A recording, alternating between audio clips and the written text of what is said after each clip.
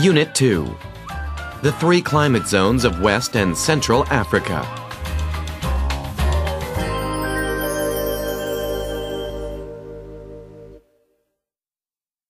If you were to travel across West and Central Africa, you would see the landscape and climate change a lot during your journey. You might visit rocky plains, green fields, and forests full of tall trees.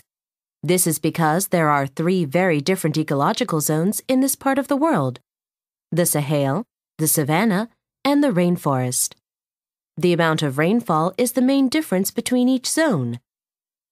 What would you see if you traveled to the Sahel? The landscape is mostly flat and sandy, with very few bodies of water like a desert. In fact, it is a transitional zone between the Sahara Desert to the north and the grasslands to the south. It shares characteristics with both deserts and grasslands. Like a desert, it receives very little rainfall. However, some parts of the Sahel are covered in short grasses, and there is just enough water for some trees and tough plants to grow. South of the Sahel lies the savanna, a huge grassy plateau dotted with trees. One of the most important features of this ecological zone is its rainy season. Although this region is very dry for part of the year, summer rains transform the savanna into an oasis. Because of this, many kinds of vegetation that cannot survive in the dry Sahel grow in the savanna. West Africa's rainforest region can be found even farther south.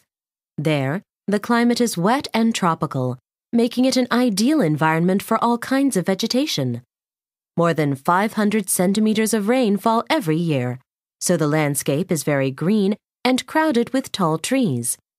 The trees are so close together that their leaves act like a roof over the forest below. These climates greatly affect people's lives. In this part of the world, many must grow their own food in order to survive. But farmers in all three zones face many difficulties.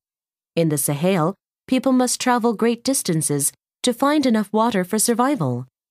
Because of climate change and poor agricultural practices like overgrazing, the Sahel gets drier every year, and life becomes harder. In the savanna, people plan their farming activities around the rainy season. They must always be thinking ahead. Even the rainforest is a hard place to live. The trees are so close together that people have little room for crops, so it can be hard to grow enough food.